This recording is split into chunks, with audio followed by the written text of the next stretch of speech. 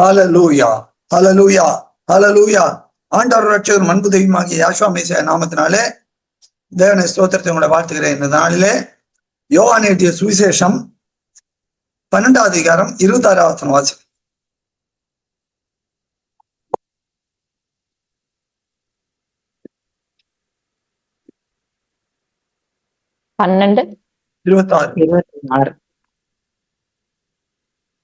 பக்கம் 146.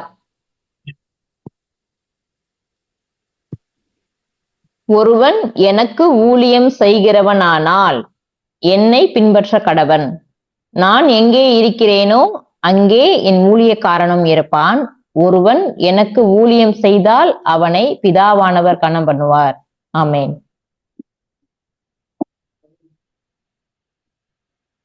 யோவான் 17வது அதிகாரம் 24வது வசனம் வாசிங்க.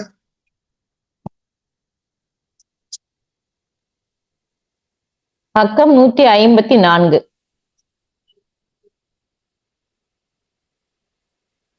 பிதாவே, உலக தோற்றத்திற்கு முன் நீர் என்னில் அன்பாயிருந்தபடியினால் நீர் எனக்கு தந்த என்னுடைய மகிமையை நீர் எனக்கு தந்தவர்கள் காணும்படியாக நான் எங்கே இருக்கிறேனோ அங்கே அவர்களும் என்னுடனே கூட இருக்க விரும்புகிறேன். இந்த வாசத்தை 2 வசனத்தை படைச்சு பாக்குறப்ப என்ன தெரியுது?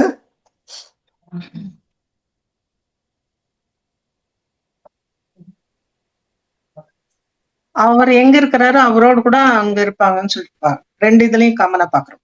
பிதாவாகிய தேவன் குமாரனாகிய கொடுத்த மகிமையை பிதாவாகிய தேவன் அந்த குமாரனுக்கு கொடுத்தவர்கள் எல்லாம் காணும்படியாக.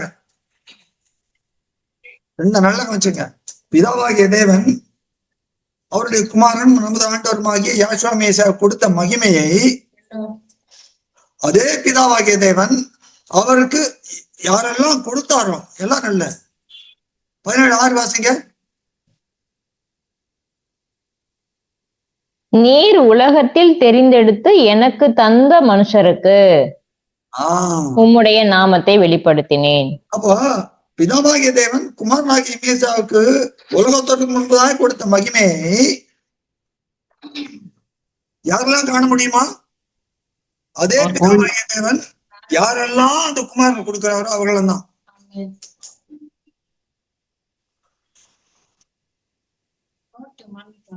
அதுக்கு இன்னொரு தடவை சொல்லுங்க பிரதர். பிதாவாகிய தேவன் குமாரனாகிய மேசியாவுக்கு முன்பதாக அன்பையிருந்து அந்த மகிமையை கொடுத்திருக்கிறார். அந்த மகிமையை யாரெல்லாம் காண முடியுமா? அதே பிதாவாகிய தேவன் அந்த குமாரனுக்கு யாரெல்லாம் கொடுக்கிறாரோ அவங்களும் தான் எல்லாரும். அப்போ அது எதுக்கு அதை சொல்றாரு? அது எப்படி சாத்தியமா?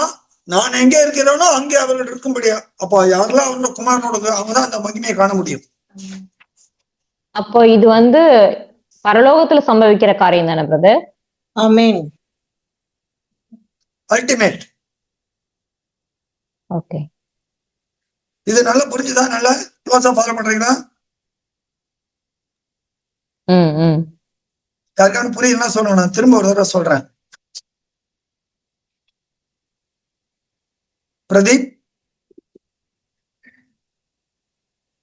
புரியுது. மேரி சிஸ்டர் புரியுது பிரதர். இப்ப இது அல்டிமேட்டா நடக்க போறது, அதை காமிக்க போறாரு. ஆனால் அதற்கு எப்பவுமே தான் பரலோகத்துல ஒண்ணு காமிச்சாருன்னா அது சாயல பூமியில காமிப்பாரு. எப்படி தெரியும்? மோசே காமிச்சார். மலையில ஒண்ணு காண்பிக்கிட்டோம் மாதிரின்படியே பரலோகத்துல எபிரேயர்ல தான் வாசிக்கிறோம். மோசே அப்போ எபிரேயர்ல தான் பாக்குறோம். பூமியில இருக்கலாம் பரலோகத்துல இருந்து சாயலா இருக்குதுன்னு. அப்போ பூமியிலையும் ஆண்டவர் விரும்புறாரு. அதனாலதான் 12:26 அது சொல்றாரு. என்ன சொல்றாரு? ஒருவன் எனக்கு ஊழியம் செய்யறான், என்ன நான் எங்கே இருக்கிறேனோ அவன் என்னுடைய கூட இருப்பான். நல்ல அந்த வசனத்தை நல்ல உழப்போறோம். நல்ல வருஷாவி ஒத்தாசையோடு நான் அந்த வசனத்தை உழப்புறோம். எப்படி? ஒருவன் எனக்கு ஊழியம் செய்கிறானால் என்னை பின்பற்ற கடவன்.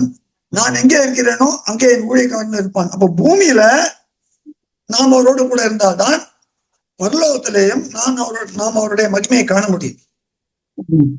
பிதாவாகிய தேவன் உலகத்திற்கு முன்பதாக இவர்கள் அன்பா இருந்து அவருக்கு கொடுத்த மகிமையை நாம் காண வேண்டும் என்றால் பூமியில இருக்கிற நாட்கள் எல்லாம் நாம் அவரோட கூட இருக்க வேண்டும். நல்ல புரிஞ்சுதா? Stage by step by step. நான் படி நம்பர் 1, படி நம்பர் 2ன்னு போவோம். புரிஞ்சுதா? புரியுது. அப்போ ஊழியக்காரன் யாருப்பா சொல்றாரு? நான் எங்கே இருக்கிறேனோ அவர்கள் என்னோட இருக்கிறார்கள். அவன்தான் ஊழியக்காரன். அப்ப இப்படிப்பட்ட ஊழியத்தை ஒருவன் செய்வாரானால் பிதாவானவர் அவனை கனம் பண்ணுவார். புரியுதா? அந்த கணம் என்ன?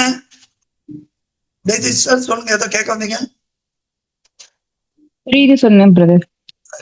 அப்போ அந்த பிதாவால் பெற்றுக்கொள்ளக்கூடிய கணம் என்ன? குமாரனோட கூட இருக்கிறது அந்த மகிமை. உயிர் தெழுதல கரெக்ட், குமாரனோட இருக்கிறது. அதனால அல்டிமேட்டா என்ன?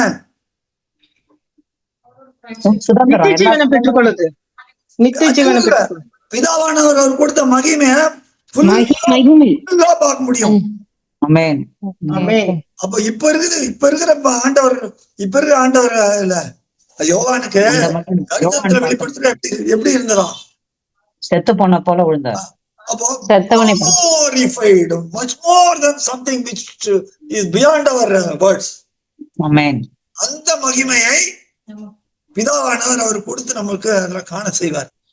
எல்லாம் அல்லேலூயா சொல்லுமா? ஆமென். அல்லேலூயா. ஓபன் பண்ணி அல்லேலூயா சொல்லுங்க. அல்லேலூயா. அல்லேலூயா. அல்லேலூயா. அல்லேலூயா. என்ன இதுதான் கணம். அப்ப அது நீங்க கேட்கலாம், அது என்ன பிரதர்? அது அவருக்கு அந்த மகிமை, அது நமக்கு என்ன கணம் அப்படின்னு கேட்கலாம். அவருக்கு அந்த மகிமை பார்த்து என்ன கணம்? என்ன தெரியுமா? அது நம்மளே அப்படி இருப்போம், அவரை போல இருப்போம். என்ன அவங்க 2 பேர் சேர்ந்து நமக்கு பண்ற திட்டம் என்ன மகிமையான திட்டம் பாருங்க. இதெல்லாம் யாருக்கு சொல்றாரு? சொல்றாரு. ஊழியம் செய்யறதுக்கு சொல்றாரு. இப்ப அவர் ஊழியம் செய்யறதுனா எப்படி, அதைத்தான் பார்க்க போறோம்.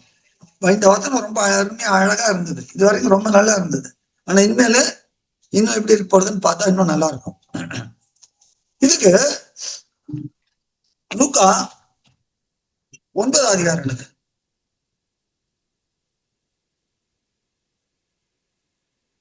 எல்லாம் லூக்கா 9 அதிகாரம் 57 62 வரைக்கும் வாசிக்கும். பக்கம் 95. அவர்கள் வழியிலே போகையில் ஒருவன் அவரை நோக்கி, ஆண்டவரே, நீர் எங்கே போனாலும் உம்மை பின்பற்றி வருவேன் என்றான். அதற்கு யாசுவா மெசியா, நரிகளுக்கு குழிகளும் ஆகாயத்து பறவைகளுக்கு கூடுகளும் உண்டு, மனுஷகுமாரனுக்கோ தலை சாய்க்க இடமில்லை என்றார். வேறொருவனை அவர் நோக்கி, என்னை பின்பற்றி வா என்றார்.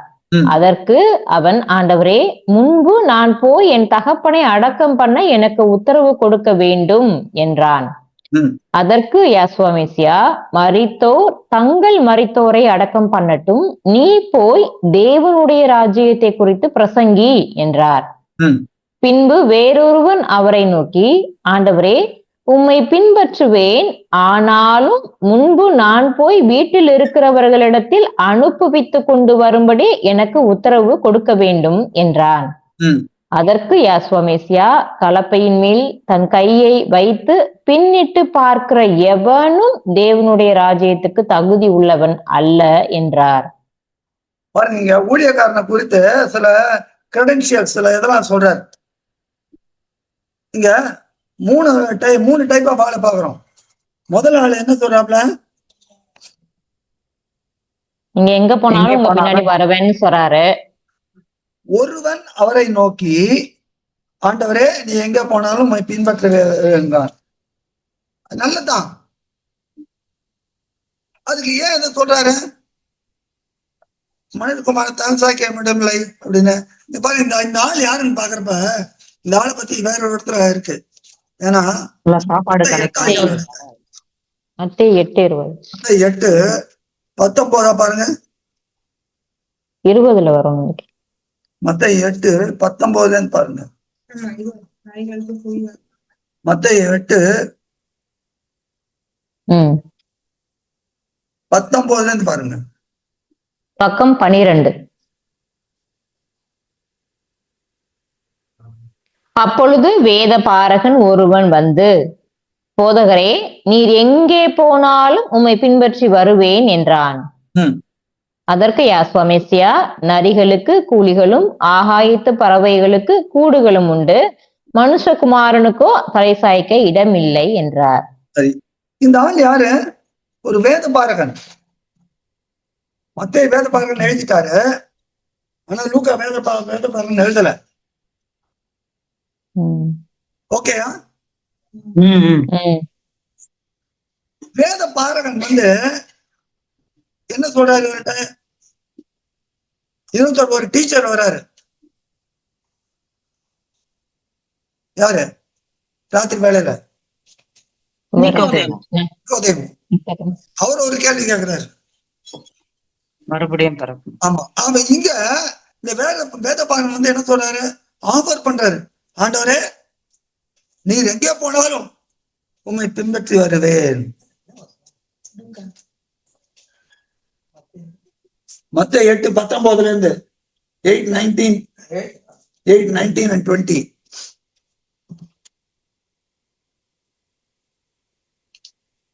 இங்க ஆண்டவரே உம்மை பின்பற்றி வருவேன் ஆஃபர் பண்றாரு.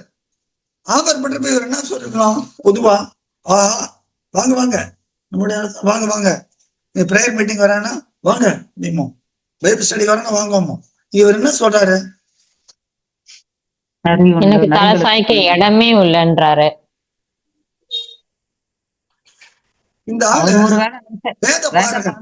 நல்ல பாருங்க, வேத பாரகர் பரிசேயர் சதுசேயர்கள் எல்லாம் ஜாட்டை எடுக்கிறாரு. ஏன்னா அவங்க எல்லாம் வேதத்தை என்ன பண்ணிட்டாங்க? லூக்கா 11:52 பாருங்க.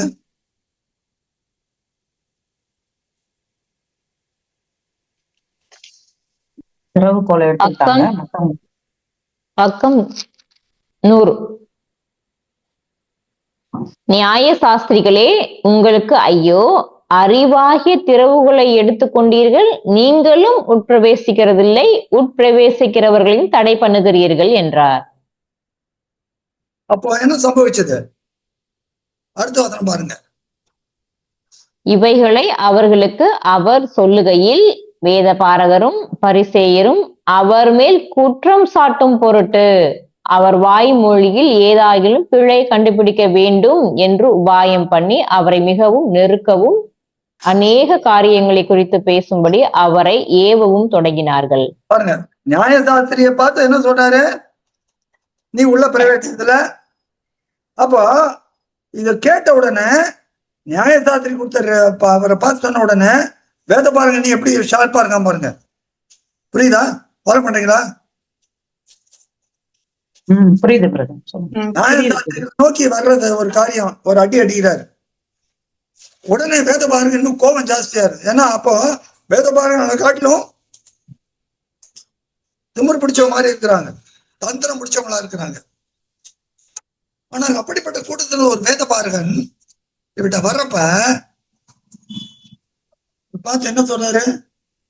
மனுஷகுமார் நரிகளுக்கு இது உண்டு, அது ஆகாயத்து பரல, ஆனா மனுஷகுமார் தலைச்சாய்க்க இடம் இல்லை. ஏன் அப்படி சொல்றாரு? அவர் சொகுசா இருக்கும், இவரு பின் பண்ணி வந்தா அப்படின்னு நினைச்சிட்டு கேட்டிருப்போம். வேத பாரகர் இவங்க எல்லாம் என்ன பண்றாங்க? எல்லார்ட்ட இருந்து எல்லாத்தையும் வாங்கிக்கிறாங்க. எல்லாத்தையும் வாங்கிட்டு எல்லாத்தையும் அனுபவிக்கிறாங்க. இந்த வேத பாரகன் மற்ற வேத பாரகனோட வரல, இவர்கிட்ட வர்றாங்க. ஆனா எதுக்காக வர்றாங்க? இவரை மடக்கணும்னு வர்றாங்க. இந்த லூக்கா 11:54 பாத்தீங்கன்னா அவரை எப்படிலாம் மடக்கணும்ன்ற அதுதான் பார்க்கணும். ஆனா இந்த வேதபாரகன் வாயிலிருந்து மாத்திரம் உண்மை பின்பற்றுவேன்ற ஒரு வித்தியாசமான வேதபாரகன். ஃபாலோ பண்றீங்களா? பண்றது வித்தியாசமான வேதபாரகன். ஆனா இவரை பார்த்து என்ன சொல்றான், அவர் பான் சொல்றான். நீங்க மத்தேயு 4ஆம் அதிகாரத்தை பாத்தீங்கன்னா 4:19 பாருங்க. 4:19 18ல இருந்து 20 வரைக்கும் பாருங்க. பக்கம் 6. யாஸ்வாமேசியா கலிலேய கடலோரமாய் நடந்து போகையில் மீன் பிடிக்கிறவர்களாய் இருந்த 2 சகோதரராகிய பேதுரு எனப்பட்ட சீமோனும் அவன் சகோதரன் அந்திரேயாவும் கடலில் வலை போட்டு கொண்டிருக்கிற போது அவர்களை கண்டு, என் பின்னே வாருங்கள், உங்களை மனுஷரை பிடிக்கிறவர்களாக்குவேன் என்றார். உடனே அவர்கள் வலைகளை விட்டு அவருக்கு பின் சென்றார்கள். சரி, அவர் அவ்விடம் இது நத்தானியேல் சம்பவம். யோவான் 1ஆம் அதிகாரம் பாருங்க.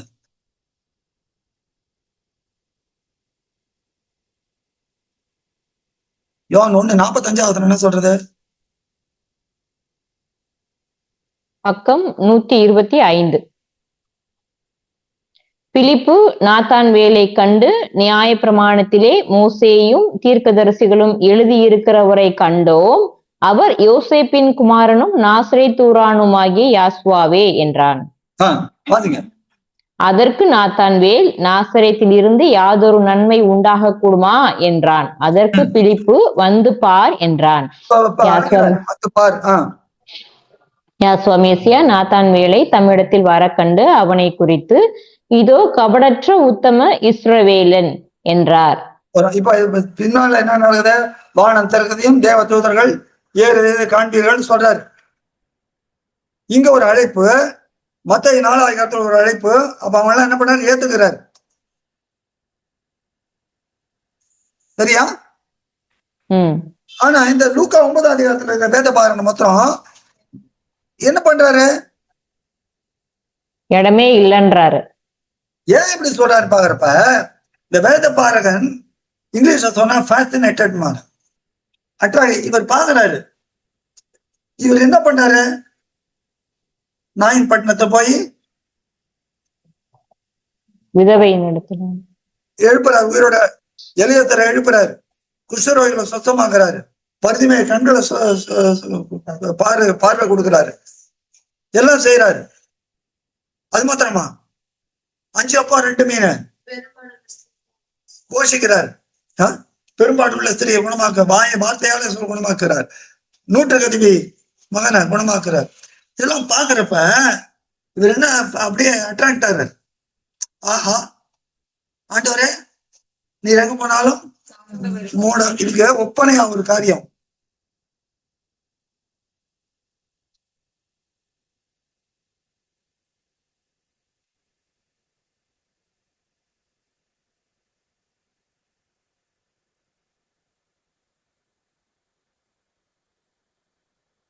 அப்போ அதுல 19ஆம் அதிகாரம் எடுங்க.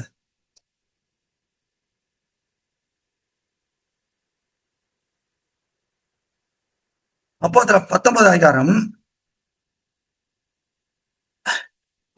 13ல இருந்து 16 வரைக்கும் வாசிங்க. பக்கம் 191. அப்பொழுது தேசாந்தரிகளாய் திரிகிற மந்திரவாதிகளாகிய யூதரில் சிலர் பொல்லாத ஆவிகள் பிடித்திருக்கிறவர்கள் மேல் ஆண்டவராகிய யாஸ்வாமேசியாவின் நாமத்தை சொல்ல துணிந்து, பவுல் பிரசங்கிக்கிற யாஸ்வாமேசியாவின் பேரில் ஆணையிட்டு உங்களுக்கு கட்டளையிடுகிறோம் என்றார்கள். பிரதான ஆசாரியனாகிய ஸ்கேவா என்னும் ஒரு யூதனுடைய குமாரர் 7 பேர் இப்படி செய்தார்கள். பொல்லாத ஆவி அவர்களை நோக்கி, யாஸ்வாமேசியாவை அறிவேன், பவுலையும் அறிவேன், நீங்கள் யார் என்று சொல்லி, பொல்லாத ஆவியை உடைய மனுஷன் அவர்கள் மேல் பாய்ந்து பலாத்காரம் பண்ணி அவர்களை மேற்கொள்ள, அவர்கள் நிர்வாணிகளும் காயம்பட்டவர்களுமாகி அந்த வீட்டை விட்டு ஓடி போனார்கள். அப்போ இங்க இருக்கிற இவங்க யார்? இவங்க ஆசாரியர்கள் தான். ஆனா இது எதுக்காக பவுல் விரட்டுறா இருப்பாரு, நம்மளும் விரட்டினா பேர் கிடைக்கும், ஆதாயம். உண்மையாவே அந்த வல்லமைக்காக இல்ல. அதே போலத்தான் இந்த வேத பாரகர் என்ன பண்றாப்புல, ஆண்டவரே நீ எங்க போனாலும் வருவேன், நீங்க தான் எல்லாத்தையும் அப்ப மீன்லாம் கொடுக்குறீர, எல்லாம் ஜாலியா அப்படி எல்லாம் காட்சியெல்லாம் பார்க்கலாம், எல்லாம் எனக்கு கிடைக்கும், நல்ல வசதியா இருக்கலாம் ஆண்டவரோட. அதான் சொல்றாரு, எப்படி நீ என்னோட வா, நீ என்னோட வந்தனா என்ன எல்லாம் கிடைக்கும் நினைக்காத, எனக்கே தலை சாய்க்க இடம் கிடையாது. அது எதை காண்பிக்கிறது, நீ ஆண்டவரத்துல வந்தால் உன்னை என்ன பஞ்சு பட்டு தலாணி கிடையாது, தலை சாய்க்க இடம் கிடையாது. நீ எவ்வளவு பேர் அந்த மாதிரி இருக்கிறாங்க. நீ ஏசு வந்துட்டவா, உனக்கு நோய் குணமா கார் கிடைக்கும், நல்ல வந்து கிடைக்கும். ஒருத்தர் பெரிய பாட்டு வேற பாடித்தார், என்னது, வேலை வசதிகள் இல்லையோ, வீட்டில் வறுமை தொல்லையோ, கண்ணீர் தான் உந்தன் படுக்கையோ, கலங்காதே மன்னன் இயேசு பார் பாடிட்டார். அப்படிதான் பாடி, தப்பு இது. ஆண்டவரிடத்துல வந்தால் உனக்கு துன்பம் இருக்கும். அன்றியும் கிறிஸ்து இயேசுக்குள் தேவபக்தியாய் நடக்க மனதாயிருக்கிற யாவரும் துன்பப்படுவார்கள். 2 தீமோத்தேயு 3:12 வாசிக்கிறோம் பாருங்க. 1 கொரிந்தியர்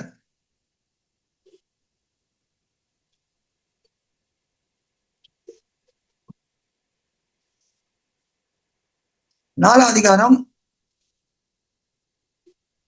10 13 வரைக்கும் வாசிங்க. பக்கம் 230. 9 வாசிங்க. பக்கம் 229.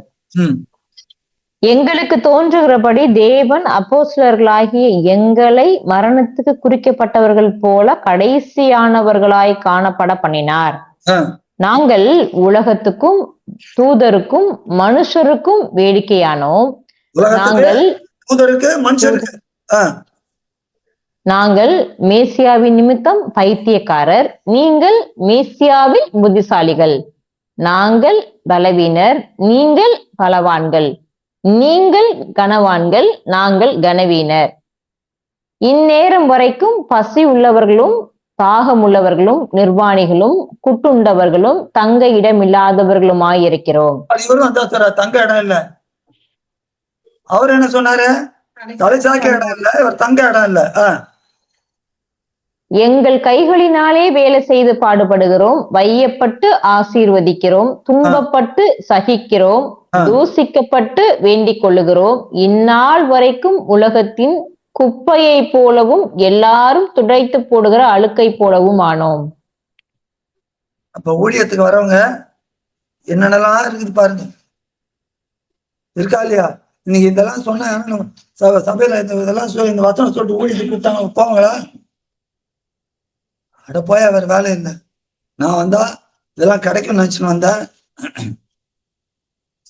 முன்ன ஒரு கிராம ஊழியத்துக்கு போய் ஒரு அம்மா சொல்லிச்சு, எனக்கு ஒண்ணு பண்ண, வாரத்துக்கு ஒரு பேக் அரிசி கொடுத்துரு, பருப்பு கொடுத்துரு, நான் வந்து விழுந்துடுறேன்.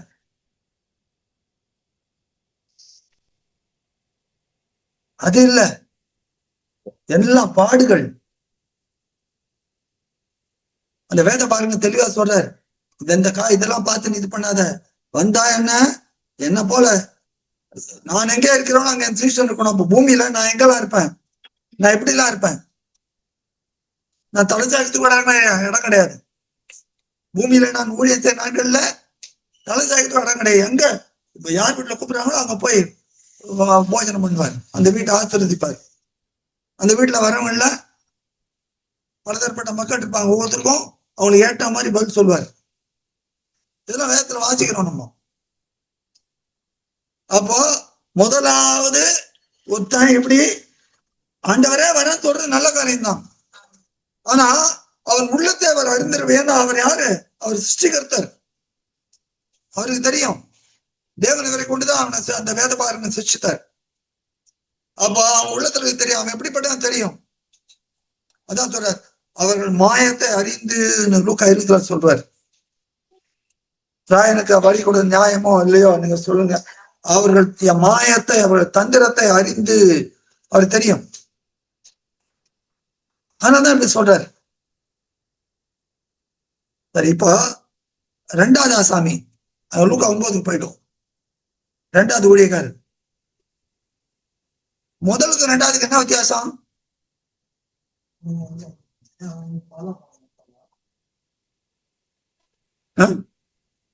அவனே வந்து கேக்குறான், அவர் வேணான்றாரு. இப்ப இவரு வேண்டாம் சொல்லல, தலை சாய்க்க இடம் இல்ல.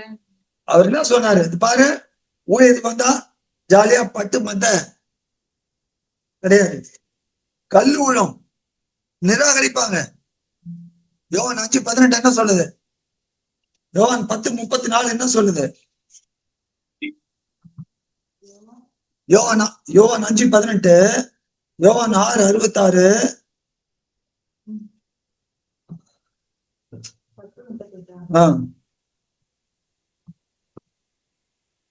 யோவான் 5:18 5:18 பக்கம் 131. அவர் ஓய்வு நாளை மீறினதும் அல்லாமல் தேவனை தம்முடைய சொந்த பிதா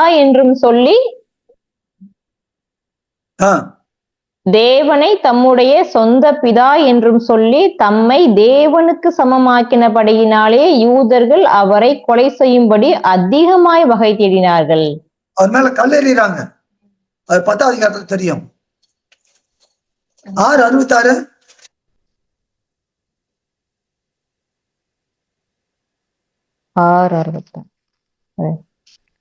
பக்கம் 135. 6:66 அது முதல் அவருடைய சீஷரில் அநேகர் அவருடனே கூட நடவாமல் பின்வாங்கி போனார்கள். நிறைய தடவை பார்க்கலாம். சில இடத்துல பெயர்ச்சபுலின் தலைவனாக துரத்துகிறாங்க.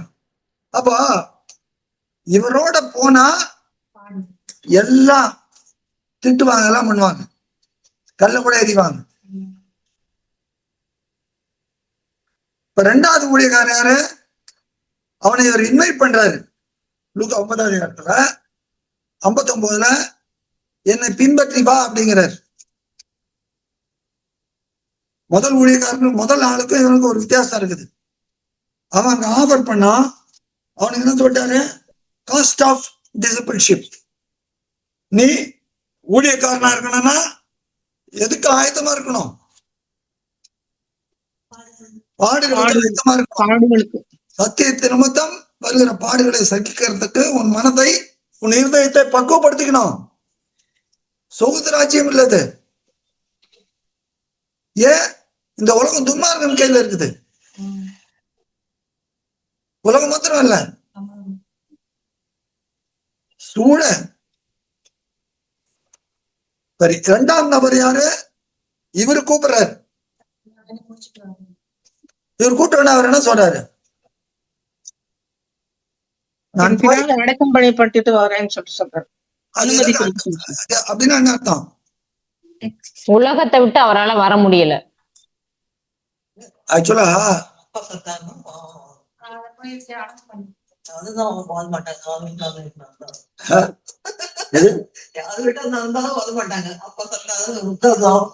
யூதமலை பாரம்பரியப்படி அது நாள் பொய் வேற சொல்றாரு. எப்படின்னு சொல்ற பாருங்க. யூதருடைய பாரம்பரியப்படி அவெல்லாம் செத்தான உடனே அன்னைக்கு உடனே அடக்கம் பண்ணுவாங்க, வைக்க மாட்டாங்க. உடனே பாரம்பரிய பிராமன்ஸ் கூட அப்படிதான் பண்ணுவாங்க, எரிச்சிடுவாங்க. சில பேர் இல்ல பண்ண மாட்டாங்க, உடனே இது பண்ணிடுவாங்க. அது சரி. யூதருடைய பாரம்பரியப்படின்னு ஹாஸ்பிட்டல்ல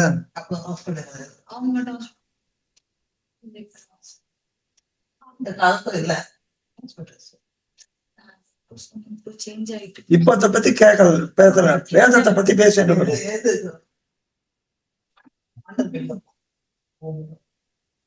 அப்போ இந்த ஆள் என்ன சொல்றாப்புல?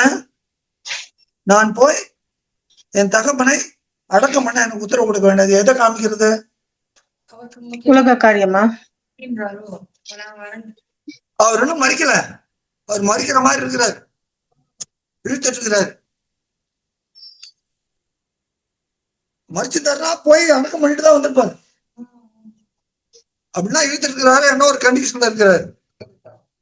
அதனால இவர் அட்வான்ஸா அப்ளிகேஷன் போட்டுறாரு. அது முடிஞ்சதுக்கு அப்புறம் வரேன். ஆமா, நான் ஏற்கனவே நான் இந்த இது இருக்குது, நான் லீவ் வேணேன் எனக்குன்ட்டு வர ஒரு காரியம் இருக்குது.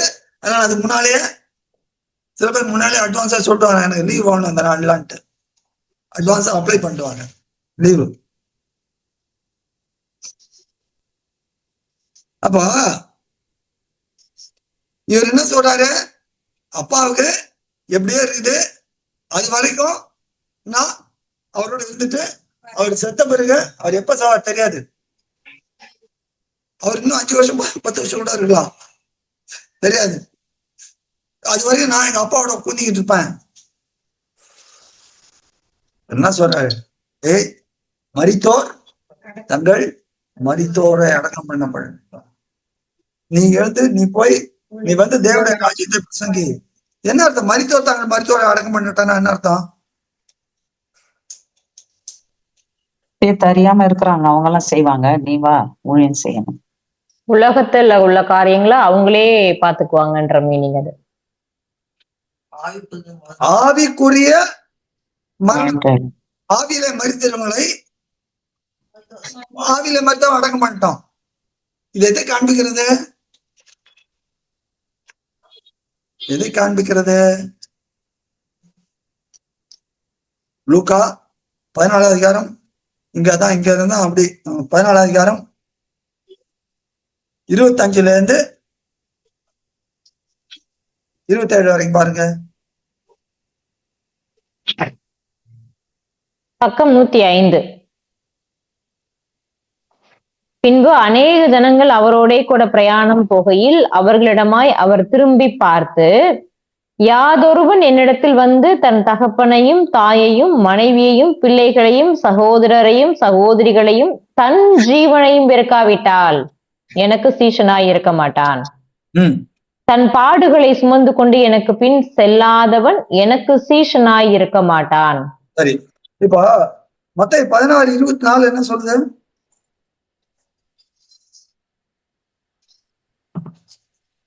பதினாலு 24 பிரதர். 16:24. பக்கம் 25. பேதுரு பார்த்து சொல்றாரு. அப்பொழுது யாசுவா மேசியா தம்முடைய சீஷர்களை நோக்கி, ஒருவன் என்னை பின்பற்றி வர விரும்பினால் அவன் தன்னைத்தான் வெறுத்து தன் பாடுகளை எடுத்துக்கொண்டே என்னை பின்பற்ற கடவன். அப்படின்னா அது இங்க இன்னும் அழகாக சொல்றாரு.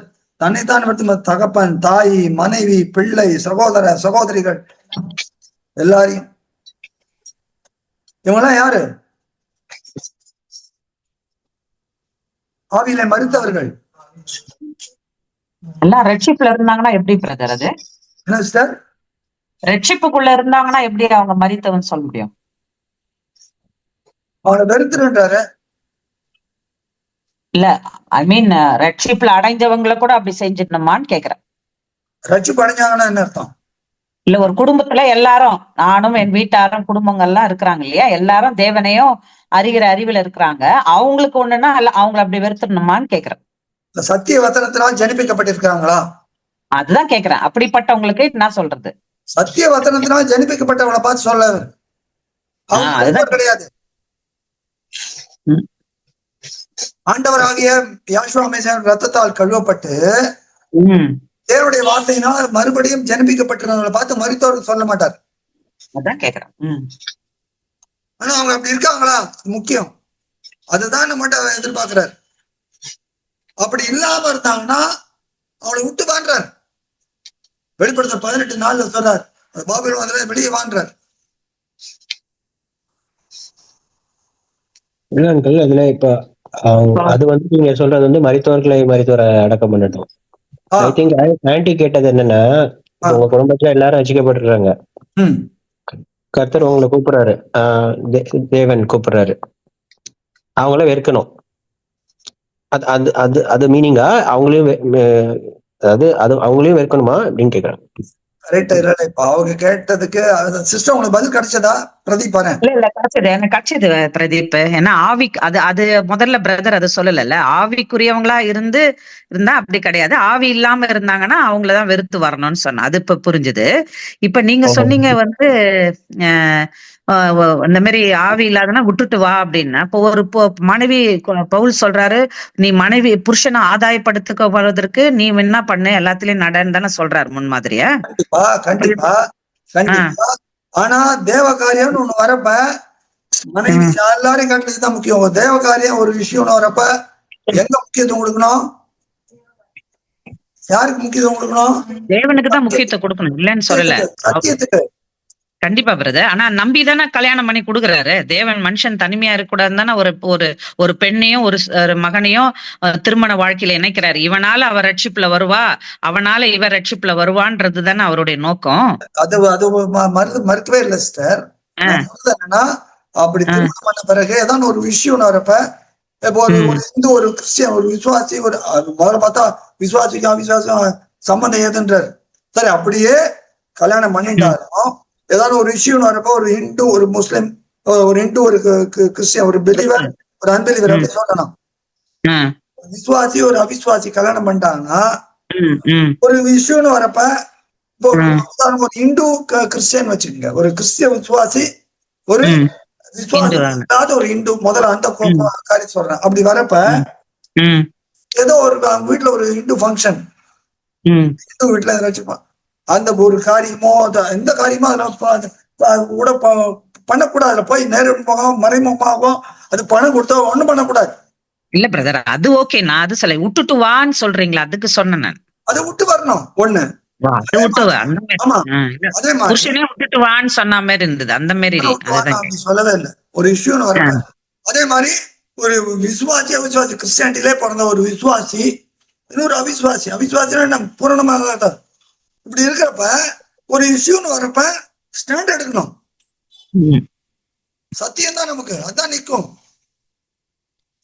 கண்டிப்பா. அதுக்கு வந்து அதாவது எல்லாமே இப்ப நாங்கெல்லாம் வந்து அடிப்படையான ரோமன் கத்தோலிக்ல இருந்து பாரம்பரியத்துல இருந்து வந்தோம்ல பிரதர்.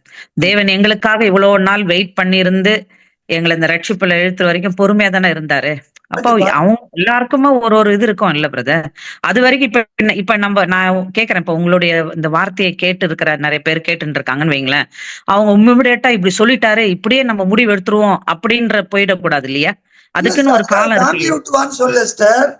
இல்ல நான் சொல்றேன், எல்லாத்துலயுமே தான் சொல்றேன். ஒரு ஃபங்க்ஷன் வைக்கிறாங்க, அதுல வந்து இந்த அந்நிய காரியங்கள்லாம் வருது, அது நம்ம பங்கு பெறவே கூடாது. புரியுது பிரதர், தான் சொல்றேன். எல்லாமே வந்து ஒரு அம்மா ஒரு பையன் ஒரு அப்பா ஒரு மகன் இல்ல மகள், அப்பா வந்துட்டு ஒரு இதுக்கு போறாரு, சொல்றேன், அவர் அறவேக்காடு ரட்சிக்கப்பட்டான்னு பேரு, ஆனா பூர்ண சத்தியத்துல இல்ல. ஆனா மகன் பூர்ண சத்தியத்துல, மகனோ மகளோ அவங்க ஒரு குடும்பம். இப்போ அந்த காலத்துக்கு முன்னாடி நான் சொல்றேன், என் வாழ்க்கை பவுல தான் சொல்றேன், ரோமர் 13 நான் என்னிலே மேசியாவனும் செய்த காரியத்தை குறித்து வேறையும் நான் சொல்ல துணிவதில்லை என்ற நான் என்ன கூட சொல்றேன், என்னுடைய காரியங்கள்ல நான் பிராமண குடும்பம் ரட்சிக்கப்பட்டு வந்தவன். இந்த ஒரு காரியத்துக்காக ஏதாவது வீட்டுல ஏதாவது ஒரு இதுன்னு சொல்ற கூட நம்ம மாட்டேன், நான் போகவே இல்லையே. என்னெல்லாம் பாய்காட் பண்ணாங்க, பல வருஷங்கள் பேசாம இருந்தாங்க. எனக்கு தேவை இல்ல, இங்க தேவன் சொல்லியிருக்காருன்னா நிச்சயம் அவருக்காக வைராக்கியம் பாராட்டணும்னு தானே இதுவும் சொல்லியிருக்காரு. அதே போலதான் நான் சொல்றது, ஒரு கிறிஸ்டியன் ஃபேமிலியில ஒரு அப்பா ஒரு மகனோ இந்த காரியத்தை நான் சொல்ல வந்தேன். அதான் அப்படி இருக்கிறப்ப ஏதாவது ஒரு வைபவம் அதுல வந்து வேண்டாத காரியங்கள், இந்த இது ஆடுறது, இது பண்றது, நலங்கு பண்றது, சடங்கு பண்றது, நான் வரமாட்டேன்னு சொல்லிட்டோம். அப்பா போனா நீ போ, வரமாட்டேன், அதுல எனக்கு பங்கேற்க நான் வரமாட்டேன்னு சொல்லணும். இது ஒண்ணு அங்கிள், இது வந்து ஒரு எக்ஸாம்பிள். அதாவது நீங்க புறஜாதியில இருந்து வரீங்க, இன்னொன்னு வந்து நீங்க விசுவாசத்துக்குள்ள வந்துட்டீங்க. அப்ப வந்து ஆபிரகாம் மாதிரி தேவன் சொல்றாரு, இப்போ மகனை பலியிடு அப்படின்னா அந்த அளவுக்கு நீங்க இருக்கிற ரெடியா இருக்கணும், அதுதானே சொல்ல வரீங்க? ஆமா, எல்லாரும் நான் இல்ல, எல்லாரும் இருக்கணும்.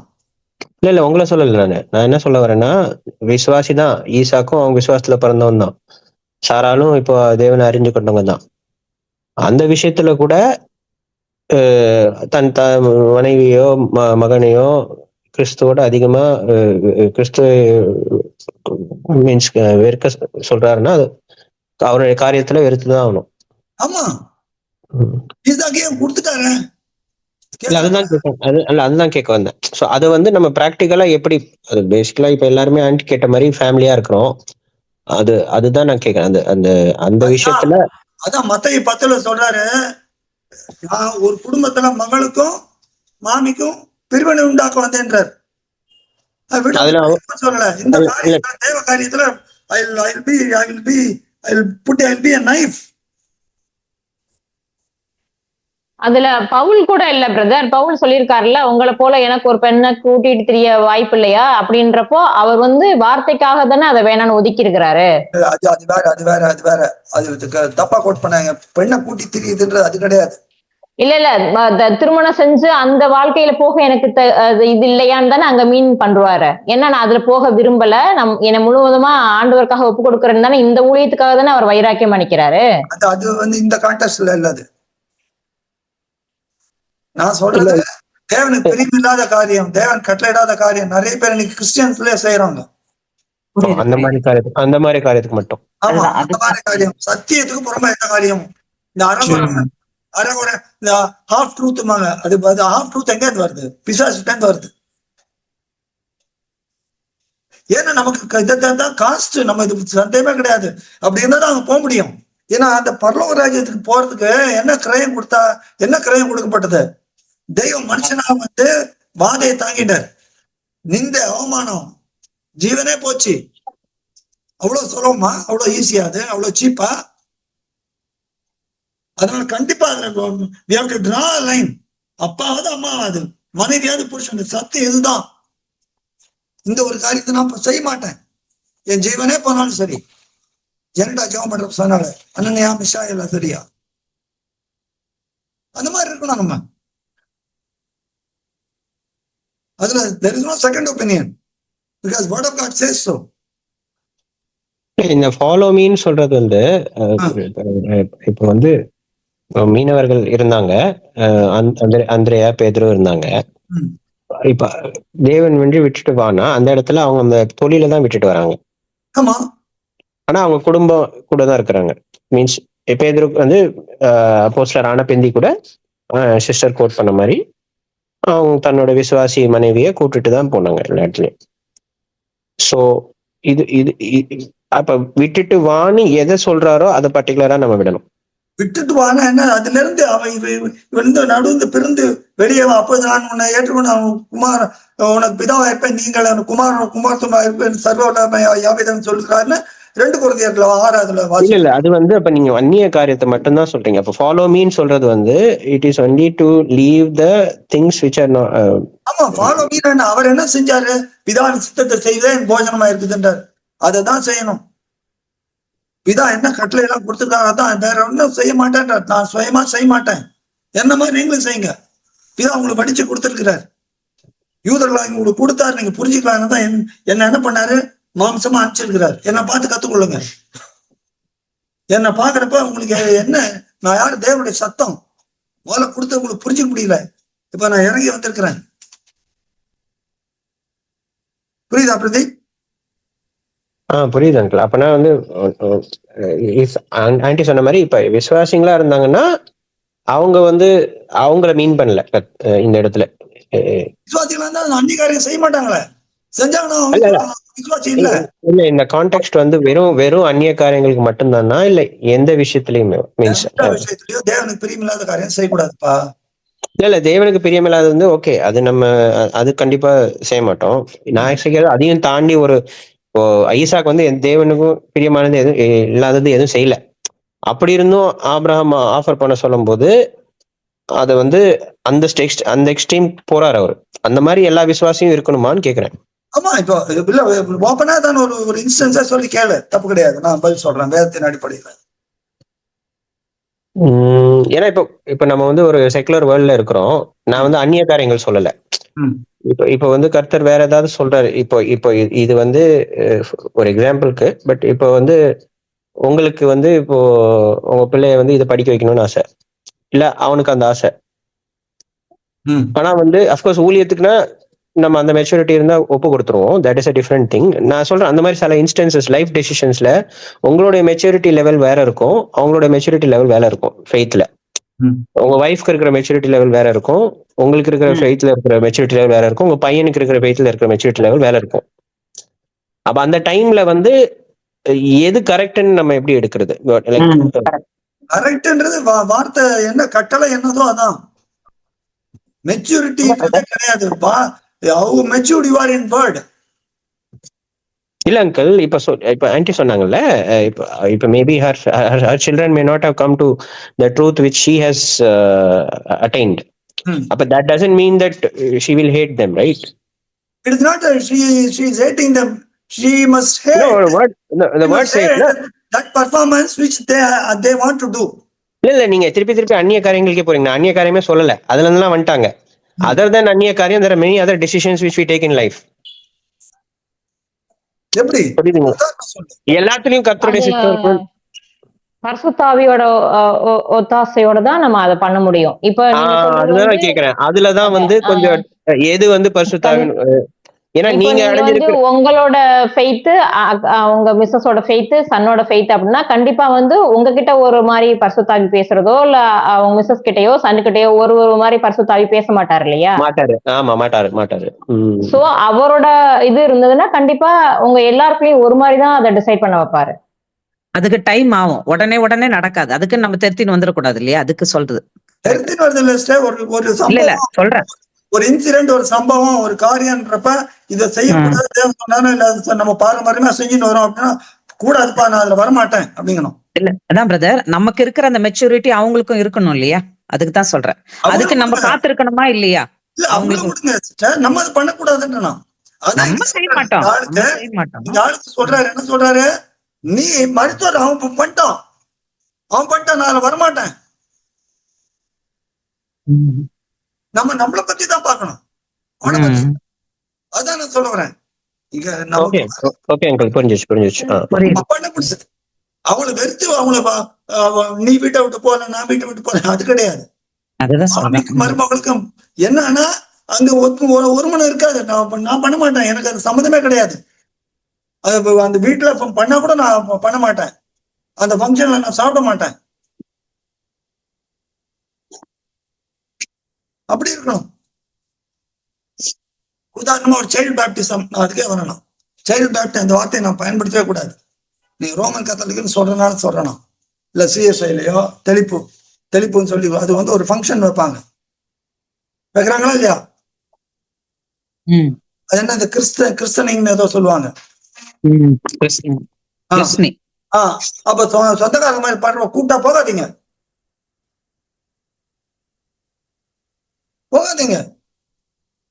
அது தேவன் அங்கீகரிக்கிறாரா? சொல்லுங்க. ஐயோ நம்ம பகைப்பாங்க, ஆண்டவரை பகைச்சாங்க, கருத்தை தூக்கி மரத்திலே அடிச்சுட்டாங்க. சத்தியத்தை சொன்னதெல்லாம் அடிச்சாங்க. பவுல் சொன்ன அவங்களுக்கு சத்தியத்தை சொன்னதால சத்ருவானேன்றாரு.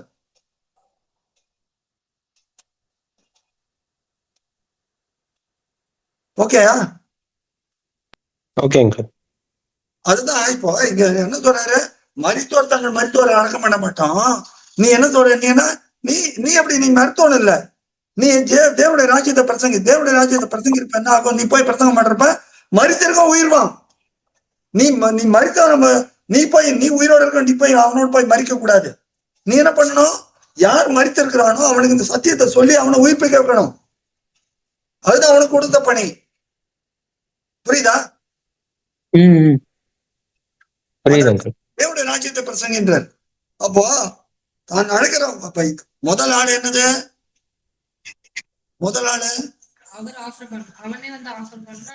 காஸ்ட். இந்த ஆளு தயக்கம். ஐயோ நான் முதல்ல அதெல்லாம் முடிச்சுட்டு அப்புறம் வரேன், தெரியும். அவனோட நீ சேராத. எரேமியா சொல்றாரு, நான் பரியாசக்காரர் கூட்டத்தோட தனித்து உட்கார்ந்தேன்றார். என் எலும்புகளை அப்படியே பற்றி எரியுதுன்றார். என்னால பேசக்கூட அடைக்கொள்ளாம இருக்க முடியலன்றார். நீ இறைமையா 5 அதிகாரமோ 20 அதிகாரமோ வாசிங்கன்னா தெரியும். அந்த இடத்துல தொலைவே நீர் எனக்கு நம்பப்படாத ஊற்றை போலவும் அப்படியே சொல்றாரு. அப்படியே இறைமையாக அவ்வளவு அழற.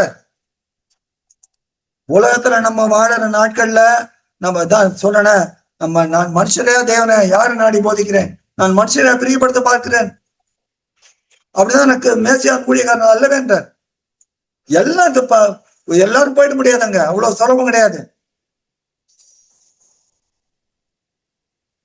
நிறைய நம்மளை பகைப்பாங்க. கூட இருந்தவங்கள பேதுருவே மறுதளிச்சிட்டாரு. இன்னொருத்த துண்டகான துணிகள் ஓடினாரு. ஆனா அப்புறம் என்ன பண்றாரு தேவன்? இவரை எழுப்பி ஊத்தர கொண்டாரு. பிறகு 120 பேரு கூடுறாங்க. கூட வைக்கிறாரா இல்லையா? இன்னைக்கு என்ன ஆச்சு உலகத்துல? எவ்வளவு பெரிய அது ஒரு இது இருக்கு. All the armies that ever march அப்படின்னு, all the parliament that ever gathered, all the never done what this one solitary man has done on this earth அப்படின்னு வரும். அதை நான் அப்புறம் போடுறேன். எல்லாரும் நான் அனுப்புறேன். யார் யாரெல்லாம் வேணுமோ அதை கேளுங்க, நான் அனுப்புறேன் உங்களுக்கு. ரொம்ப நல்லா இருக்கும். இந்த ஒரு நபர், இந்த இயேசு கிறிஸ்துவ ஒரு நபர் இந்த பூமியில இந்த உலகத்துல வந்து செஞ்சதை எந்த அரசாங்கமோ எந்த நாடோ எந்த பட்டணமோ எந்த பட்டாளமோ யாரும் செய்யல. அல்லேலூயா. ஒருத்தர் செஞ்சதை ஒருத்தர் யாரு? ஏன்? அவர் தெய்வம், அவர் மனுஷன் இல்ல, மனுஷனாய் வந்த தெய்வம். அப்போ இந்த சுவிசேஷத்தை பிரசங்கிக்கிறதுனால செத்து போயிருக்கிறவன் உயிர்க்கப்படுவான். நான் சொல்ற வார்த்தை எப்படி ஆவியாயும் ஜீவனாயும் இருக்குது, வல்லமையா இருக்குதுன்று. அப்ப நீ என்ன பண்ணணும்? ஊழியக்காரனா நீ, நான் எங்க இருக்கிறேனோ, நான் எங்க இருக்கிறேன், என்ன கல் எறிகிறேன்னா, எனக்கு கொலைப்படுற நம்பர் இருக்கிறாங்க, அந்த நிலைமை நான் இருக்கிறேன். அப்ப நீ என்னோட இருக்கணும், நீ இதுக்காக ஆயத்தமா இருக்கணும். நீ அது எப்படி உடனே வரணும். அப்பா அவன் எப்போ போவாரு? அப்புறம் வரேன் இல்ல, கூப்பிட்டா உடனே நான் கூப்பிடுறேன், நீ உடனே வா. புரியுதா? 2வது ஊழியக்காரனை பத்தி கிளியரா இருக்கா? எனக்கு புரியுது பிரதீப், புரியுது அங்கிள்.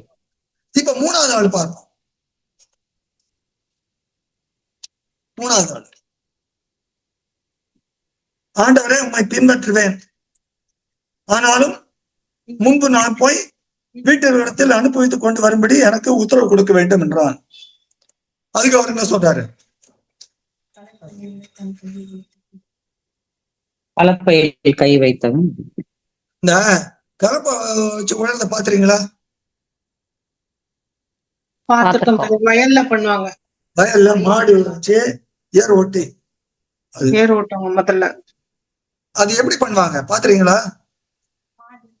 2 மாடோட கழுத்துல நுகத்தடி பூட்டி பின்ன கடைசியில ஒரு மனுஷன் இழுத்து கொண்டு போகணும். அது எப்படி பாத்தீங்கன்னா, இந்த வயல் ஒரு கார்னர்ல ஆரம்பிப்பாங்க, இப்படி போயிட்டு அப்படி திரும்ப வந்து கம்ப்ளீட்டா லைனா வரும், லைனா கம்ப்ளீட்டா இது கவர் ஆகுது. அப்போ அது என்ன பண்ணும்? அந்த வச்சவன் நேரம் அந்த லாஸ்ட் அந்த பிளாட்டோட லாஸ்ட பார்ப்பான். எங்க ஆரம்பிக்கிற மூலையில நேரம் பார்ப்பான்.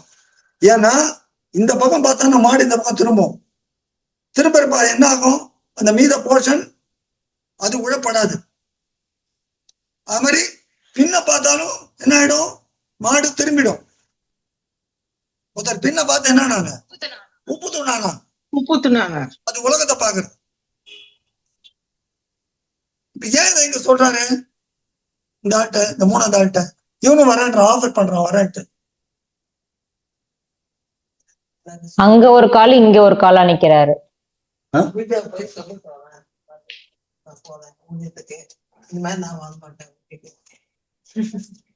வீட்டுக்கு போய் சொல்றப்ப அங்க என்ன பண்ணும்? ஒரு நிமிஷம் இருக்கு, ஐயோ இதுக்குள்ள போறேன், என்னத்து கொஞ்ச நாள் ஆகட்டும் அப்புறம் அப்போஸ்தலர் 20 அதிகாரம்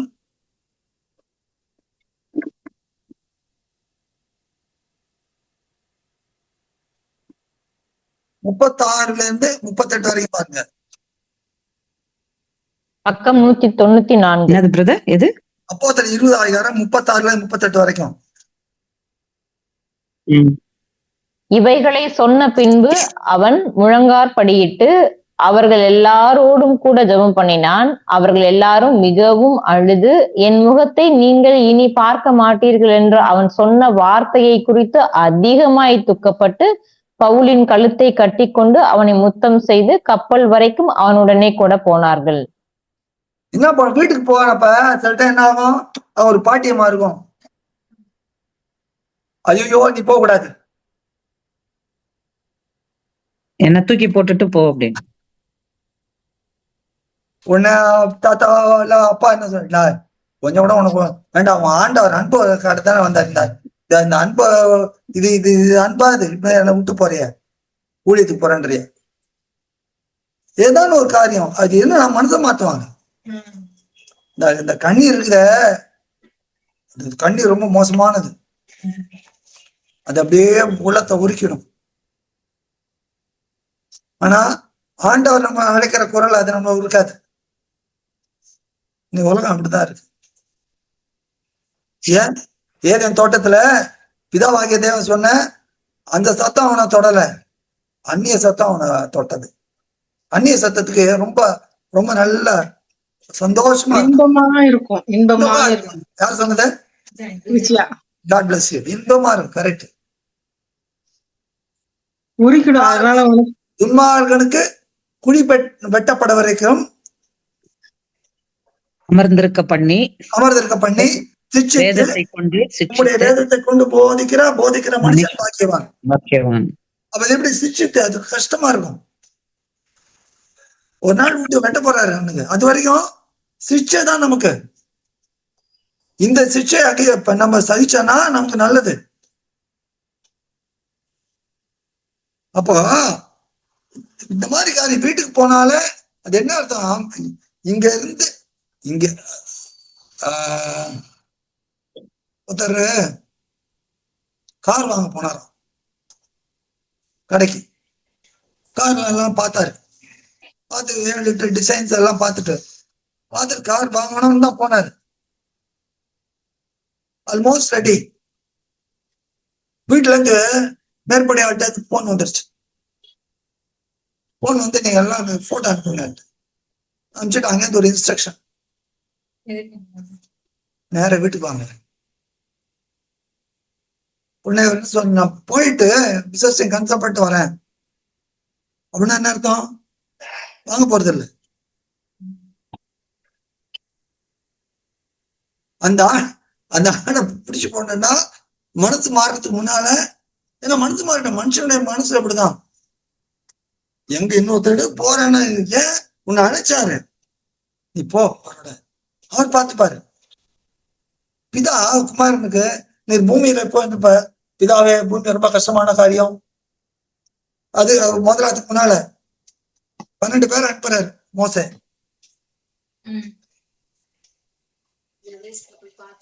அப்போ அதே போல பிதா குமாரன் அனுப்புறப்பா, ஐயோ ரொம்ப மோசமான உலகம், என்ன அடிச்சு கொண்டுடுவாங்களே, கொண்டா விட்டுடுவாரா? தேவரீர் உங்களுடைய பரிசு அடியை காண ஒட்டி இருந்திருக்குது, விட்டுடுவாரா? பிதா விட மாட்டார். அப்ப அது எதை காண்பு, தேவன் சொன்னார்னா, ஆண்டவர் சொன்னார்னா 2 பேரும் செய்வாங்க. அதுதான் விசுவாசம். காட்டு புஷ்பங்கள் கவனித்து பாருங்கள், ஆகாயத்து பறவைகளை கவனித்து பாருங்கள். அதெல்லாம் அந்த படிக்கிறப்ப நான் அழுதுருவேன். அற்ப விசுவாசிகள் என்ற எங்க உங்க விசுவாசம்? சில நேரத்துல சில வசனம் நான் படிக்கிறப்ப கண்ணில் நம்ம அறியாம தண்ணி வந்துடும். எங்க நம்ம விசுவாசம் எங்க? அப்படிதாங்க வாசிக்கணும், ஈடுபாடோட வாசிக்கணும். வாசாதான் அந்த மகத்தை உங்க தேவன் வெளிப்படுத்தணும். அந்த ரகசியத்தை உங்களுக்கு சொல்லிக் கொடுத்து ஏனோ தானோன்னு வாசிக்காது, ஒரு ஈடுபாடோட வாசி. அப்போ நமக்கு மனசு எந்த சூழ்நிலையா இல்ல, முதல்ல ஆண்டவர் குரலுக்கு அப்படியே முழுமையா நான் அங்க போயிட்டு வரேன் இல்ல வச்சா அந்த மாதிரி தேவ ராஜ்யத்துக்கு தகுதி. பின்னால பார்த்தோன்னா தேவராஜ்யத்துக்கு தகுதி இல்லை. அப்போ ஊழியக்காரன் எப்படி இருக்கணும், ஆண்டவர் எங்க இருக்கிறாரோ அங்கே ஊழியக்காரன். ஆண்டவர் எங்க இருக்கிறாரு? பாடுகளுக்கு மத்தியில. அவர் அதுக்குதான் வந்தாரு. பூமிக்கு வரப்ப தெரியும், எல்லாம் அவரை கைவிட்டாங்க. சீஷரெல்லாம் ஓடினாங்க. கருத்துல யார் கைவிட்டார்? தேவன். பிதான்ற அந்த ஸ்தானம் அங்க துண்டிக்கப்பட்டதுன்னு சொல்லிட்டு பாக்குறோம். தேவன் பார்த்துட்டு இருக்காரு. அவ்வளவுதான். கரெக்டா? யோசிச்சு பாருங்க. அவருடைய அப்ப அவர் அதுக்கெல்லாம் ஆயத்தமா இருந்து வந்ததுனால இன்னைக்கு தேவன் அவர் என்ன பண்ணிட்டாரு? உயிர்ப்பிட்டாரு. உட்காரும். கேட்கறதுக்கு சந்தோஷமா இந்த இந்த இந்த ஸ்பிரிட் இது ஆபரேட் ஆயிடக்கூடாது. இந்த வைராக்கியம் இப்ப கேட்கறப்ப இந்த பிரசங்கத்தை கேட்கறப்ப, இந்த சத்தியத்தை கேட்கறப்ப இருக்கிற வைராக்கியம் இன்னும் வளரணும். ஆண்டவருக்காக ஜீவனை கொடுப்பேன், என்னையே நான் வெறுக்கிறேன் அப்படின்னு என்ன அர்த்தம்? என்னைய வெறுக்கிறேன் பெட்ரோல் கொட்டிக்கிறான்னு கிடையாது, கத்தி எடுத்துக்கோ அது கிடையாது. ஏதான ஒரு காரணம் இல்ல, எனக்கு பிடிக்கும், ஆண்டவருக்கு என்ன பிடிக்கும் அதுதான் நம்ம சிந்தையா இருக்கணும் பெரியமானவர். அப்போ ஒருவன் எனக்கு ஊழியம், எப்படிப்பட்ட ஊழியக்காரன் தான்? அவன் தான் ஊழியக்காரன். ஒருவன் எனக்கு ஊழியம் பண்ணுவானால் நான் எங்கே இருக்கிறானோ அங்கே அவன் என்ன பின்பற்ற கடவன். அப்படிப்பட்ட ஊழியக்காரனுக்கு இப்படிதான் என்ன பண்ணுவாரு? அவனை கனப்படுத்துவார். இதுதாங்க இந்த வசனத்தை அர்த்தம். நல்லா புரிச்சுதா? புரிஞ்சிருக்குது. அப்ப ஊழியக்காரன் நம்ம எப்படி இருக்கணும்? அப்ப எப்படி நம்ம பண்ணணும்? பெற்ற தாய்க்கும் தந்தைக்கும் மேலானவரே மற்றும் எல்லாம் எனக்கு நீரே, எல்லாம் நீர்தான். பழைய பாட்டு ஒண்ணு, எல்லாம் இயேசுவே எனக்கெல்லாம் இயேசுவே, தொல்லை மிகு உலகில் துணை இயேசுவே. அவர்தான், அவர் ஒருத்தர் தான். நமக்காக பிதாவிடத்துல பந்து பேசுற அவர் ஒருத்தர் தான், வேற யாரும் கிடையாது. உயிரோடு இருக்கிற தெய்வம் அவர் தான், அவர் ஒருத்தர் தான். அவர் என்ன சொல்றாரோ அவரோட இருப்போம், அவர் வழியில நடப்போம், ஜீவ ஒளியை கண்டடைவோம், பின்பற்றுவோம். ஆச்சரியமான ஒளியை பின்பற்றுவோம், ஜீவ ஒளியை கண்டடைவோம். ஆண்டவர் தாமே ஒவ்வொருவரையும் ஆசீர்வதிப்பாராக. ஆமென்.